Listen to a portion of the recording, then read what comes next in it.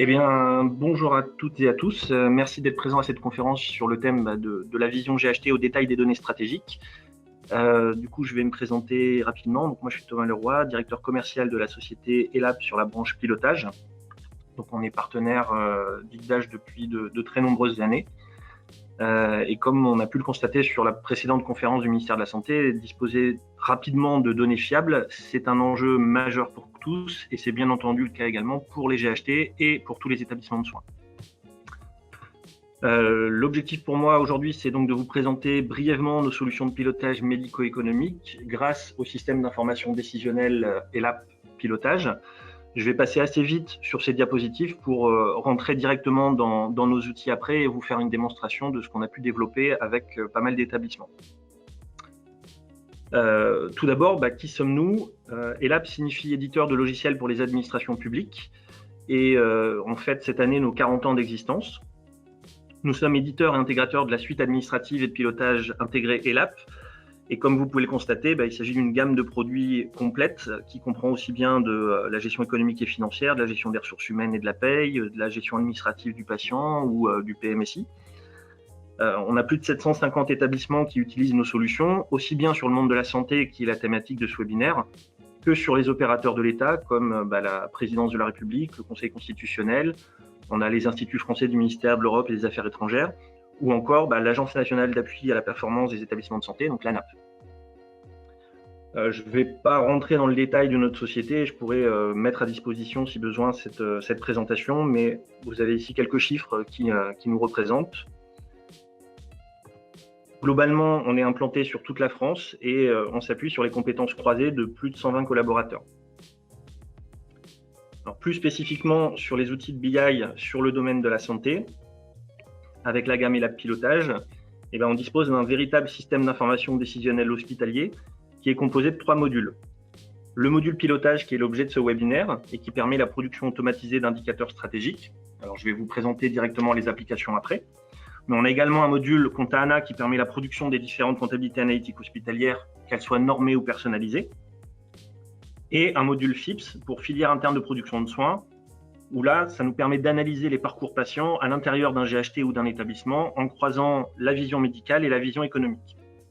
Chaque module est indépendant et permet d'automatiser la production de vos informations stratégiques. L'objectif, c'est vraiment de mettre en cohérence les éléments du ou des systèmes d'information, de fiabiliser vos données et de vous présenter la bonne information au bon moment. Donc pour ce faire, nos solutions sont préparamétrées et on embarque plusieurs centaines d'indicateurs.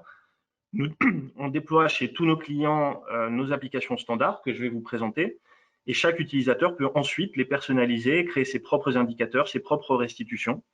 Donc nos outils ne sont pas figés et ils s'adaptent à vos besoins, à vos stratégies et aux évolutions futures que vous pourriez avoir. Alors, quelques exemples d'établissements qui utilisent nos solutions sur la partie pilotage, comme les hôpitaux universitaires de Genève, le CHU de Limoges, le PSM d'Allonne, la Fondation Bon-Sauveur-Bégard ou l'IDAC de Camiers. C'est simplement pour vous indiquer que c'est la même solution qu'on installe partout, chez tous les établissements, dans tous les établissements, que ce soit un CHU ou un ex-hôpital local.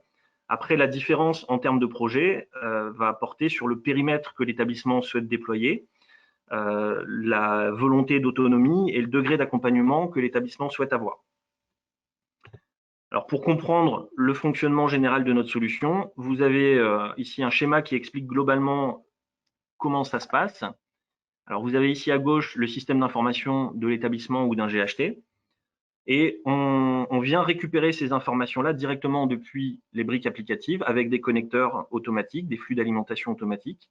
Et on va venir harmoniser, mettre en cohérence et fiabiliser ces données dans notre solution, ce qui va nous permettre derrière de croiser les données entre les différents domaines, que ce soit activité, ressources humaines, finances. On a également le domaine, toute la gestion du domaine achat. Et on va avoir après derrière des applications de restitution qui sont disponibles par domaine, par utilisateur, que je vais vous présenter et qui sont là pour justement analyser, visualiser et creuser, forer la donnée. Donc là, on va vraiment partir d'une donnée d'un niveau macroscopique jusqu'à être capable d'avoir la donnée la plus fine possible. Et ça, je vais vous le présenter après. Au niveau d'un GHT, c'est le même fonctionnement qu'on va retrouver. on va partir sur la récupération des données de plusieurs établissements. On va assurer la mise en cohérence des données, la fiabilisation. Et l'objectif derrière, ça va être de consolider les données au niveau d'un GHT, donc d'avoir une vision consolidée en haut, vision GHT, mais on pourra également avoir une vision établissement par établissement, et on pourra également avoir une vision transverse, si par exemple on a envie de regarder toute l'activité ambulatoire ou toute l'activité de chirurgie du GHT, peu importe la structure. Donc là, je vous propose de rentrer directement dans la solution. Hop. Alors, sorte, voilà. Et je vais rentrer ici dans l'outil. Alors, je me connecte ici aux applications qu'on a développées avec l'outil Digdash et je vais démarrer avec une vision GHT pour descendre ensuite sur une vision établissement et arriver à la fin au détail des données les plus fines. Donc, par exemple, les numéros de séjour, les numéros d'IPP, les numéros de matricule, le détail des contrats, etc. Donc, toutes les données les plus fines que vous pouvez avoir.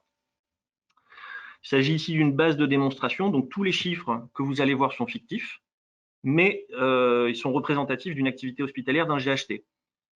Donc pour les besoins de la démonstration, on a intégré les données de quatre établissements fictifs. Donc on a pris un établissement support MCO, un établissement MCO plus petit, un établissement de soins de suite et de réadaptation, donc SSR, et un établissement psychiatrique. L'objectif, c'est vraiment de vous montrer cette consolidation de données au niveau de plusieurs établissements. Alors ici, je démarre sur une application donc dédiée au GHT. Je suis sur un premier onglet de synthèse et cet onglet de synthèse va me donner rapidement la carte d'identité du GHT. Donc on retrouve en haut à gauche, à partir d'ici, le nombre de lits par champ d'activité avec le nombre total de lits du GHT et le détail en dessous de chaque établissement. Alors comme je vous disais, on a mis 2 établissements MCO, un établissement SSR et un établissement psychiatrique. On a laissé de la place pour mettre d'autres établissements dans le cadre d'un GHT plus important. Et juste en dessous, vous retrouvez le même raisonnement avec le nombre de séjours sur lequel on a consolidé les données par champ d'activité, on a laissé le détail par établissement et on a ajouté également une variation par rapport à l'année antérieure. L'objectif aussi ici, c'est au premier coup d'œil de se dire est-ce que la santé quelque part de mes établissements va bien, est-ce que j'ai des variations qui peuvent me poser question? Alors ici, dans mon jeu de démo, par exemple, l'établissement SSR, j'ai une variation, j'ai perdu 11% de séjours par rapport à l'année antérieure. Je peux me poser des questions et je vais potentiellement pouvoir creuser cette donnée, creuser cet établissement pour aller comprendre pourquoi j'ai perdu 11% de séjours par rapport à l'année antérieure. En bas ici, on a ajouté donc des éléments au global GHT sur la file active, le nombre de consultations, le nombre de naissances ou le nombre de passages aux urgences pour l'ensemble du GHT. Et sur la droite, on a indiqué des éléments de ressources humaines avec la pyramide des âges ici de tout le personnel qui travaille dans l'ensemble des établissements de mon GHT, avec ici le total de mon effectif rémunéré, donc mes ETPR, au niveau de l'ensemble du GHT avec, encore une fois, le détail en dessous, établissement par établissement, et puis la distinction entre le personnel médical et le personnel non médical. Donc l'objectif ici, c'est vraiment de démarrer sur quelque chose d'assez basique, qui est la carte d'identité du GHT, mais qui me donne déjà un certain nombre d'informations. On peut prévoir, comme l'a montré Antoine tout à l'heure, de faire des rapports automatisés avec ces éléments-là ou avec d'autres éléments que je vais vous présenter. Donc, si je vais ensuite sur un deuxième onglet qui est ici à côté, donc l'activité GHT, cet onglet, lui, va me donner plus d'informations sur l'activité médicale, sur l'activité financière et sur l'activité RH de mon GHT. Je vais par exemple retrouver des données comme la file active, la durée moyenne de séjour ou le taux ambulatoire que j'ai présenté ici avec une vision consolidée par champ d'activité, mais je peux très simplement les visualiser établissement par établissement si je le souhaite. Et de la même manière, l'intérêt de ces applications avec un outil vectoriel comme Digdash, c'est de pouvoir creuser la donnée. Donc, je peux rentrer à l'intérieur d'un établissement et je vais forer au fur et à mesure l'information pour aller jusqu'au niveau le plus fin si je le souhaite.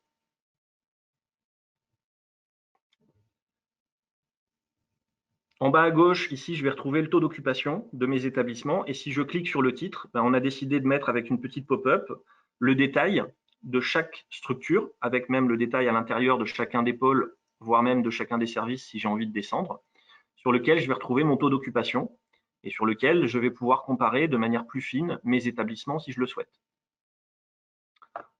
J'en parlerai un peu tout à l'heure aussi, mais tous les indicateurs peuvent être exportés en PDF, en PowerPoint, en Excel. On peut mettre des commentaires, s'y abonner, etc.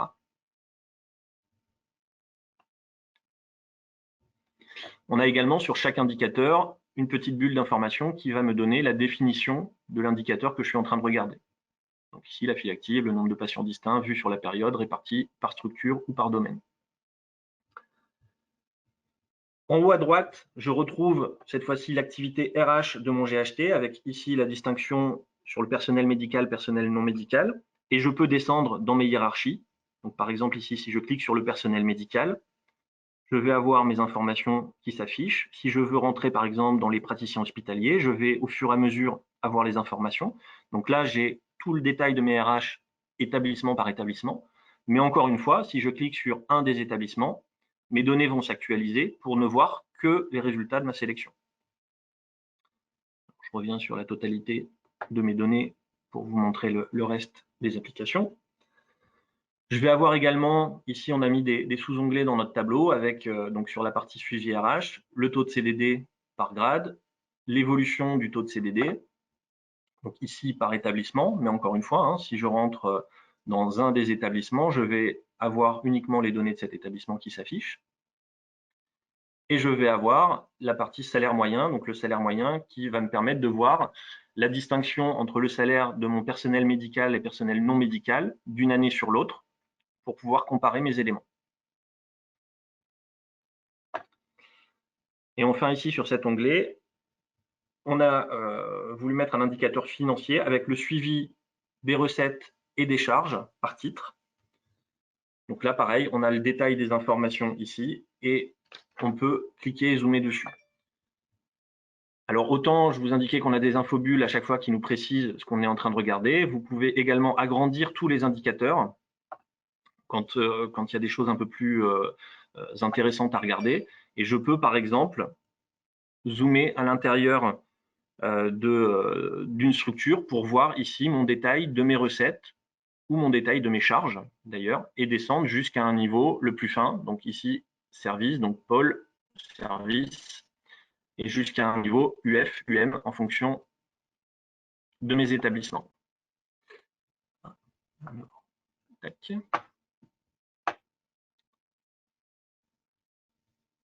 Donc pour rappel, je peux cliquer sur chaque information, zoomer sur les données, et cette sélection, elle s'applique à tous les indicateurs qui sont présents sur la page, mais également à tous les autres onglets.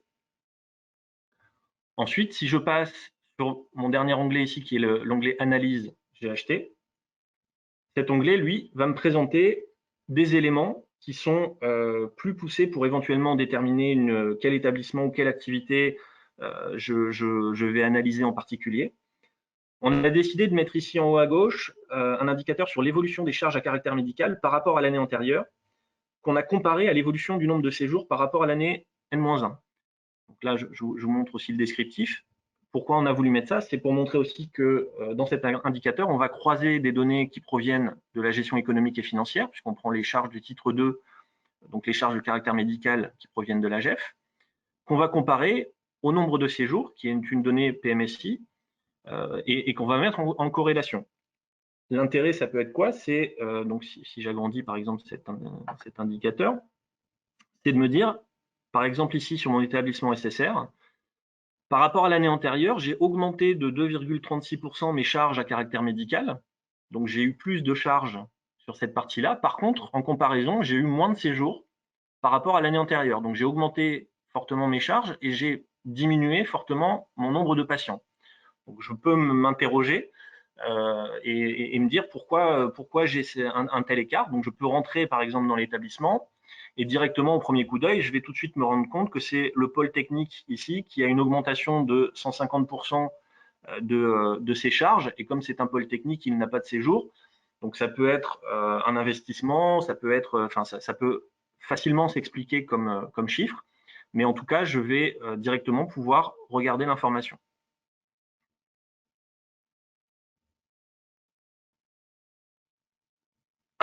Alors ensuite, si je reviens sur mes indicateurs, à droite, on a décidé de mettre cette fois-ci une analyse des ressources humaines avec le taux d'absentéisme par structure et par grade. Donc par structure ici, et encore une fois, on a un petit sous-onglet qui va nous permettre d'analyser également le taux d'absentéisme par grade.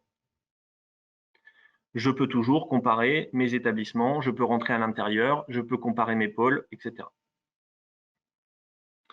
Dans la même logique, ici en bas à droite, on a voulu faire une analyse des charges de personnel en ne prenant que les charges de personnel médical non médical afin de suivre nos différents établissements et s'assurer que ça suit la tendance ou le budget qu'on s'était fixé.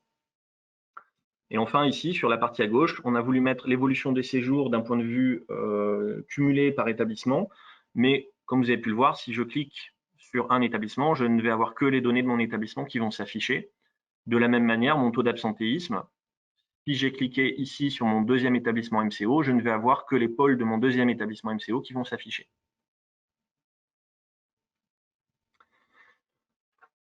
Enfin, il y a un dernier onglet ici qui est l'onglet sélection. Et celui-là, il va vous permettre de faire des regroupements à votre convenance.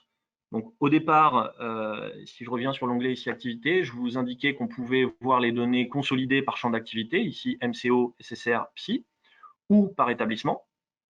Mais potentiellement, je peux avoir envie de faire des regroupements différents. Donc, dans mon onglet sélection, je vais avoir d'autres possibilités. Et ici, par exemple, on a mis des filtres de sélection rapide qu'on a présélectionnés pour la présentation en disant j'ai envie par exemple d'analyser uniquement mes établissements MCO. Donc je clique dessus, je vois bien que dans mes filtres, j'ai toujours mon année 2019 ici et qu'il m'a rajouté mon établissement MCO support et mon deuxième établissement MCO. Et si je reviens sur mes graphiques, du coup tous les graphiques s'adaptent et je ne vais avoir en comparaison que ces deux établissements-là. Je vais sortir du calcul les autres établissements, les autres champs d'activité. Je peux toujours avoir ma vision consolidée, si je le souhaite, uniquement du MCO. Mais l'avantage, c'est que ça va me permettre, par exemple, ici sur le taux ambulatoire, de comparer mes deux établissements MCO et de me dire, tiens, j'en ai un qui a 33% de taux ambulatoire en 2019 et l'autre à 27%. J'ai 5 points d'écart. Je peux peut-être commencer à fouiller. Au niveau de la durée moyenne de séjour, c'est pareil. J'en ai un qui a 6,1 jours en 2019 et l'autre qui a 5,3. Donc j'ai un écart aussi qui peut être parfois conséquent et qui peut permettre d'orienter les analyses que vous allez faire. Là, c'est assez simple. J'ai sélectionné deux établissements, mais finalement, comme je le disais en introduction, je peux avoir envie de faire une analyse transverse. Et cette analyse transverse, ça pourrait être, par exemple, d'analyser toutes les urgences de tous mes établissements de mon GHT. Donc, si je clique dessus, cette fois-ci, je vois que je vais avoir le pôle urgence de mon établissement 1, le pôle urgence de mon établissement 4 et un pôle qui s'appelle psychiatrie de l'urgence de mon établissement 3. Donc là, l'intérêt, c'est que même si les établissements n'ont pas le même système d'information, s'ils n'ont pas le même éditeur, s'ils n'ont pas le même fichier de structure, on va être capable de consolider les données, de les analyser et de les présenter de toutes les manières possibles. Donc là, je suis en train de regarder les données d'urgence. Si je retourne dans mes analyses, je vais voir que ça concerne les données d'urgence de mes trois établissements, donc le MCO support, l'établissement psychiatrique et le deuxième établissement MCO. Je vais avoir toutes mes données d'absentéisme ou de charge de personnel qui ne concernent que les urgences de ces trois établissements-là. Et ça, je peux faire des regroupements comme je le souhaite pour toutes les activités ou pour toute forme de regroupement que j'ai envie de faire à l'intérieur de mon GHT. Je vais passer maintenant sur un autre portail qui, lui, est destiné à une analyse beaucoup plus approfondie d'un établissement en particulier. Alors, hop, si je me mets voilà, ici sur un autre portail, donc on voit que sur ce portail-là, je vais avoir accès tout de suite à beaucoup plus d'applications. Donc c'est l'exemple ici d'un portail d'un établissement MCO, mais tout ce que vous allez voir est disponible pour tous les autres champs d'activité. Je vais avoir accès donc à plusieurs applications, ici des applications sur l'activité, sur les finances, sur la gestion administrative du patient, sur les ressources humaines, sur la qualité, sur le PMSI. Mais je vais démarrer ici par une application croisée. Alors j'espère, non ça va, il ne m'a pas déconnecté. Donc, cette application croisée, eh ben, de la même manière que tout à l'heure, ici, je fais un focus sur un établissement, mais je vais avoir des données d'activité et de recettes, de ressources humaines ici à droite, de finances en dessous et de qualité. Alors, on a décidé de mettre ces informations-là. Pourquoi? Parce que c'est les éléments qui correspondent aux attentes du programme Open sur le domaine 5 de pilotage médico-économique. Mais les formations qu'on dispense derrière à tous nos clients vous rendent autonome pour personnaliser et adapter vos applications comme vous le souhaitez après derrière. Toujours de la même manière, si je clique sur ici un pôle médecine, je vois que toutes mes données d'activité, de RH, de finance, de qualité s'adaptent pour répondre aux interrogations que j'ai faites. Alors, je ne l'ai pas précisé tout à l'heure, mais j'ai un petit bouton de filtre ici qui est en haut et qui me permet à tout moment de savoir où j'ai cliqué, ce que j'ai fait comme filtre. Donc, si par exemple je rentre après derrière à l'intérieur d'un service, je vais voir que mes données s'actualisent dans mes filtres. Et ça va me permettre de savoir aussi parfois si j'ai fait énormément de filtres, d'avoir un rappel de ces éléments-là. Maintenant, si j'ai envie d'avoir plus d'informations, par exemple sur la partie activité ici, je vais cliquer sur le titre et je vais basculer cette fois sur une autre application. Je vois ici le titre en haut qui a changé, qui s'appelle PMSI MCO. Alors, si je vous fais un petit parallèle par rapport à ma page d'accueil, je suis parti ici de l'application croisée et directement depuis l'application, j'ai basculé sur une autre application. J'aurais pu aller sur les RH, sur la finance, mais j'ai basculé sur une autre application pour avoir plus d'informations. L'idée, c'est que depuis cette application croisée, on commence à avoir des éléments, puis si on se pose des questions, eh ben, on va gratter un petit peu plus, on va zoomer dans les données. Donc, je reviens sur cette application. J'avais filtré sur mon pôle médecine et sur un service d'hémato, donc je vois que ça m'a conservé aussi mes filtres entre les applications. Pour la démonstration, je vais vous remettre à un niveau établissement, comme ça permet d'avoir un petit peu plus de données à vous montrer. Et sur cette application, je vais vous la présenter un petit peu plus en détail, mais toutes nos applications standards qu'on installe dans les établissements fonctionnent systématiquement de la même manière. On a toujours un premier onglet ici de synthèse, et ensuite on va avoir différents onglets qui présentent des éléments supplémentaires. Et on va arriver jusqu'à la fin, les 3 derniers onglets, où je ferai un petit focus dessus, puisqu'ils ont des droits de connexion un petit peu différents. Sur cet onglet de synthèse, ici, sur l'activité médicale, je vais retrouver des choses assez basiques, les séjours, les journées, le nombre de patients, la durée moyenne de séjour, le taux d'évolution des séjours, les séjours auxquels ont participé les pôles et les services, le côté recettes PMSI, la répartition de mes patients hommes-femmes et le poids moyen du cas traité. Toujours pareil, si je clique sur un des éléments, tous mes indicateurs vont s'actualiser, mais encore une fois, ça va aussi se propager sur tous les autres onglets. Donc, si je vais ici sur mon onglet séjour, je serai bien sur les séjours du pôle de chirurgie sur lequel j'ai cliqué juste avant. Donc, je vois bien ici que j'ai mon pôle de chirurgie qui vient de s'adapter. Et ici, sur mon onglet séjour, je vais avoir beaucoup plus d'informations sur les catégories majeures de diagnostic, sur les groupes d'activité, les racines de GHM, les GHM, les niveaux de sévérité. Donc, tous ces éléments-là qui vont permettre de cliquer, de zoomer, de filtrer sur les informations qu'on aurait envie de voir.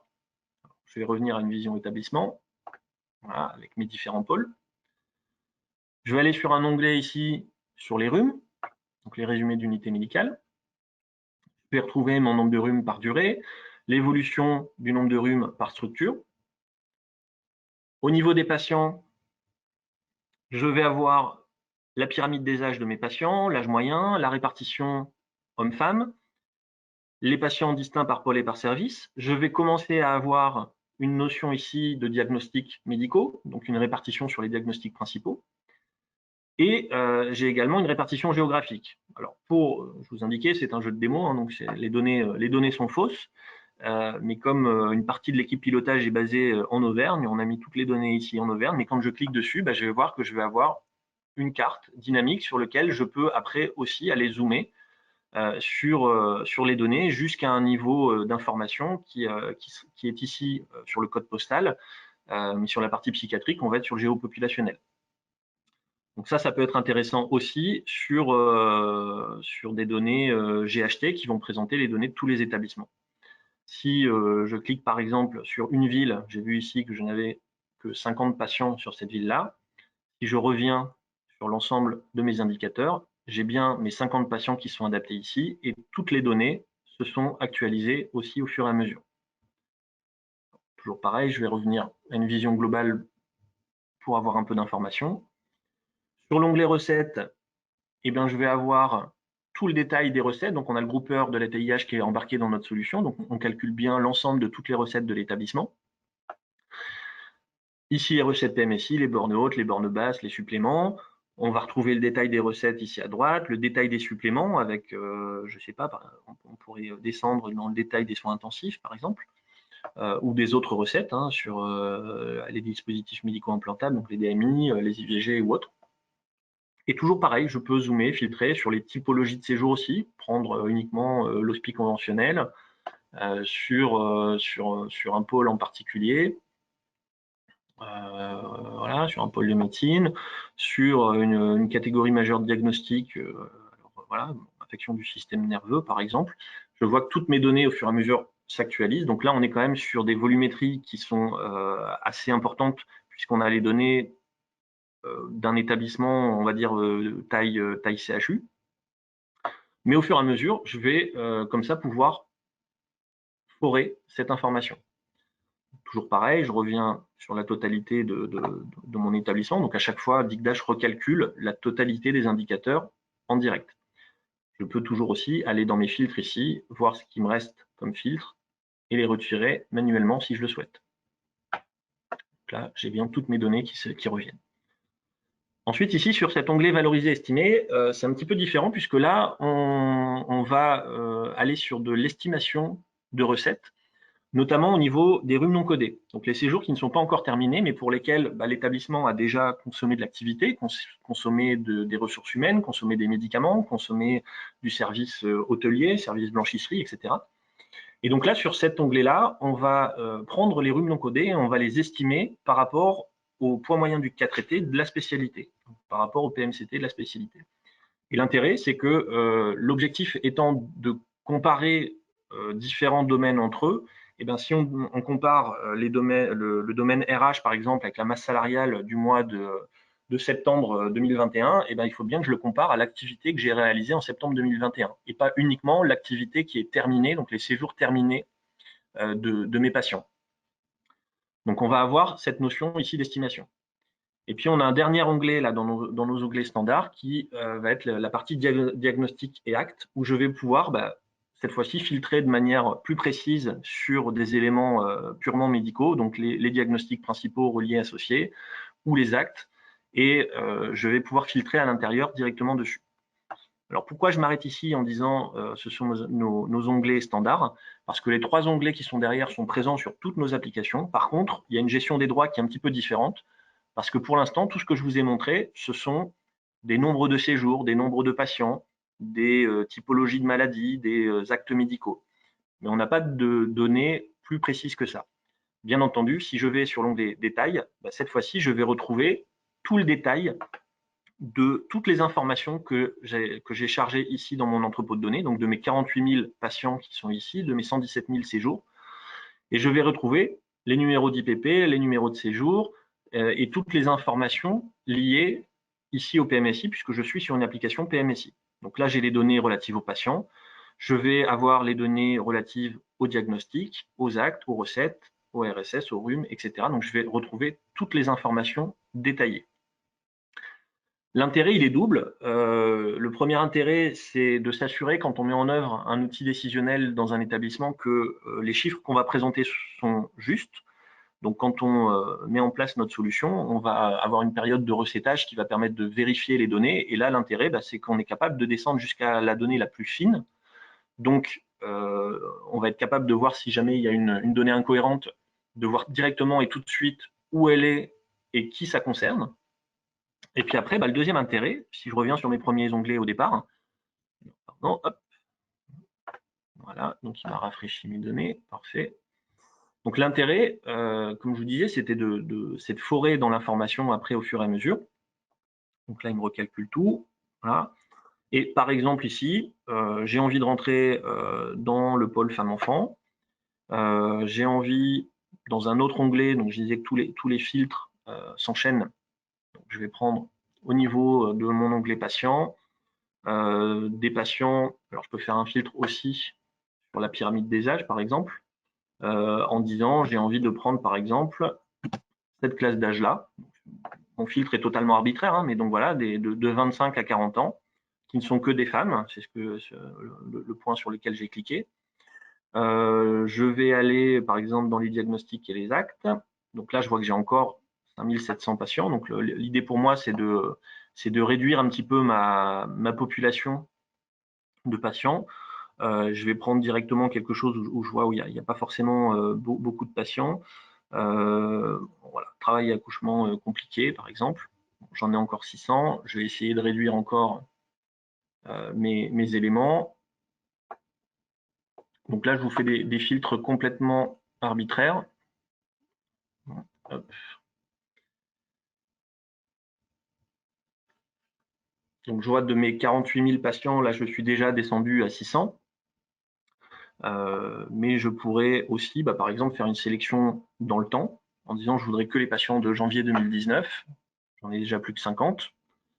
Très bien. Si je rentre à l'intérieur du service de gynéco-obstétrie, je vais peut-être voilà, avoir du côté des grossesses pathologiques, je vais cette fois-ci avoir 17 patients. Si je retourne dans mon onglet détail, je vais aller sur mon onglet patient, modifier, je retrouve bien mes 17 patientes ici.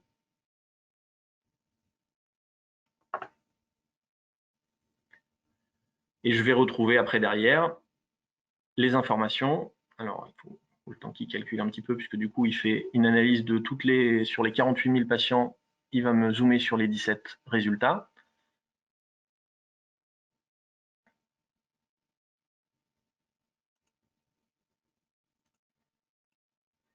Alors, je vais retirer un peu, a priori.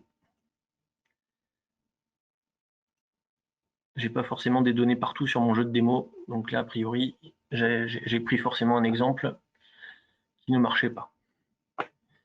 Et je vais le faire dans l'autre sens, c'est pas grave.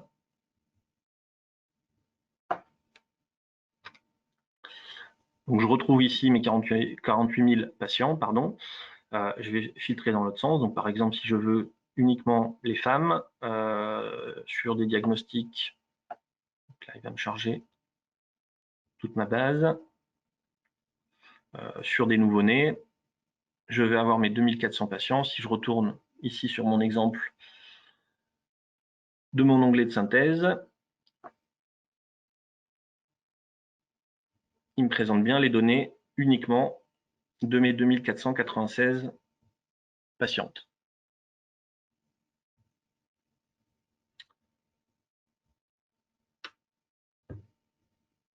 Bon, voilà. Bon, il y a un indicateur qui ne veut pas. Alors, je suis désolé, je suis sur un PC portable avec une connexion à distance. Mais bon, l'intérêt, c'est derrière de pouvoir accéder, donc comme je disais, à tout le détail des informations jusqu'au niveau le plus fin, jusqu'ici au niveau des séjours. Donc dans un premier temps, dans les onglets ici, on clique sur les informations et on peut aller jusqu'au niveau de détail, mais on peut faire aussi la réflexion dans l'autre sens. Donc il y a un onglet sélection ici qui va vous permettre finalement de poser des questions à l'outil. Donc là, je retrouve mes filtres de tout à l'heure, je les retire. Et finalement, je vais avoir accès à toutes mes dimensions et toutes mes mesures. Et je peux poser des questions à l'outil en disant, bah voilà, par exemple, sur la notion ici d'hébergeant, je vais aller dans mon pôle médecine. Dans mon pôle médecine, je vais retrouver les différents services qui concernent mon pôle médecine, qui sont ici en gris. Alors, ceux qui sont en blanc, c'est des services qui existent, mais qui ne concernent pas la sélection que j'ai déjà faite, donc ici le pôle médecine. Je vais prendre mon service de cardiologie. Dans les diagnostics, je vais aller chercher quelque chose, alors je sais pas, je suis pas médecin, donc je sais pas forcément ce que tout veut dire, mais bon voilà, les autres maladies bactériennes, je vais poser des questions à l'outil et encore une fois, sur n'importe quel onglet, les données vont s'actualiser pour présenter les résultats de ma réponse.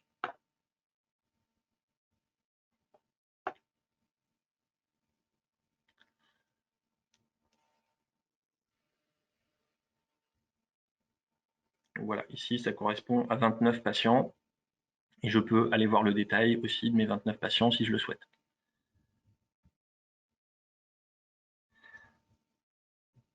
Voilà, mes 29 patients, et tout le détail est là. Toujours de la même manière, on peut sauvegarder les éléments en PowerPoint, en PDF, en Excel, si on le souhaite derrière. Et enfin, il y a un dernier onglet qui est présent. Donc, je retire mes filtres, voilà, qui est l'onglet Analyse. Donc, tout ce que je vous ai montré, toutes ces onglets-là, ce sont des onglets standards dans nos applications.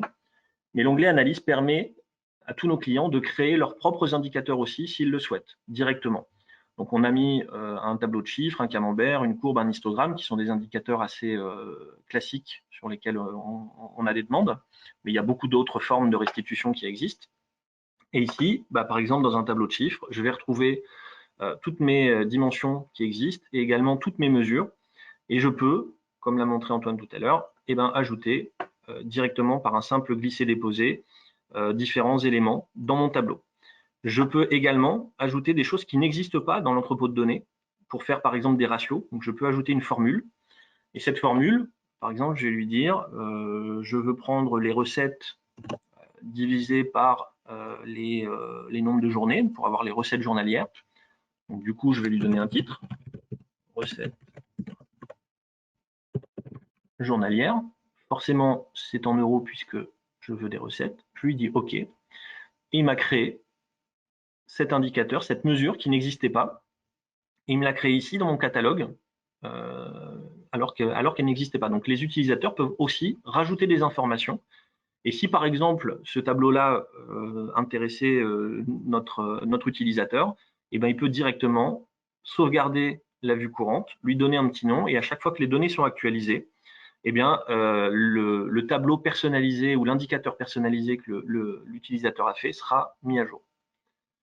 Donc on a beaucoup d'autres formes de personnalisation derrière, de la génération de rapports automatisés, la création directement des applications, des résultats. Je n'ai pas forcément le temps de tout vous montrer parce que je pense que j'ai épuisé quelque part à peu près mon temps de parole pour laisser la place aux questions. Mais on a la même chose après sur toutes les applications, avec par exemple ici sur la partie finance, l'intérêt, c'est d'avoir la vision des dépenses budgétaires par rapport au budget qui a été fixé, par rapport au réel et un comparatif à l'année antérieure pour tout de suite se positionner aussi et savoir si on est plutôt bien par rapport au budget et par rapport à l'année antérieure. On va avoir la même chose au niveau des ressources humaines avec tout le détail des RH et toujours la même philosophie, un premier onglet de synthèse. Et ici, comme je suis sur une application RH, je vais avoir après derrière le détail des effectifs, de la masse salariale, de l'absentéisme, de la mobilité, donc les CDD, les CDI, d'où ils viennent, où ils s'en vont, etc.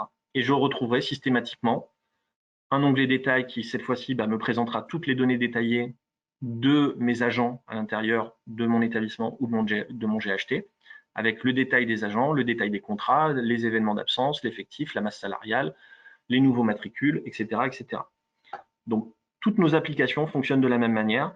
Et encore une fois, bon, j'ai pas sur ma base de démo ici, mais on a également une application sur la gestion du domaine achat qui fonctionne très bien sur la vision GHT. Voilà, j'espère ne pas avoir trop dépassé mon temps de parole. Je pense que j'ai dépassé de 5 ou 5-7 minutes. S'il y a des questions, je suis tout à vous. On est dans les clous, Thomas, a priori. Je crois qu'il y a quelques questions. Je vais laisser peut-être Marie relayer les questions qui ont été posées au fur et à mesure. Oui. Du coup, il y avait une question de la part de Guillaume Delaunay, donc sur l'onglet de section. Quelle est la part de développement JS dans les fonctionnalités de cette page? Même question pour la navigation entre les applications qui sont probablement des rôles Digdash, n'est-ce pas? Alors donc, ça doit être un utilisateur d'Igdash qui pose cette question, je suppose. Donc, je ne sais pas si Thomas, tu peux répondre à ces questions qui sont des questions de développement sur la part de JavaScript. Oui, il y a la possibilité dans Digdash de créer à travers du code JavaScript des fonctionnalités spécifiques de navigation. Quelle est la part? Je ne suis pas sûr que Thomas ait la réponse. Je ne sais pas, Thomas, si tu as la réponse sur cette question. Non, alors effectivement, je n'ai pas une réponse précise puisque ce n'est pas du tout mon domaine de mon côté. Après, encore une fois, ce que je vous ai présenté là, ce sont des applications préparamétrées qu'on a développées pour le monde de la santé. Donc tout est déjà fait et tout ce que je vous ai montré, c'est la même chose qu'on installe dans tous les établissements. Après, on a des formations qu'on dispense auprès de nos clients pour qu'ils puissent adapter et personnaliser de leur côté. Comme tout outil, si on veut aller très très loin dans la personnalisation, eh bien, il faut y passer un petit peu de temps. Après, je suis incapable de vous dire le temps nécessaire pour faire cette partie-là en Java. Est-ce qu'il y a d'autres questions, Marie, du coup? Pas pour le moment. Alors, je ne sais pas si vous avez d'autres questions que vous souhaitez poser. C'est le moment, du coup.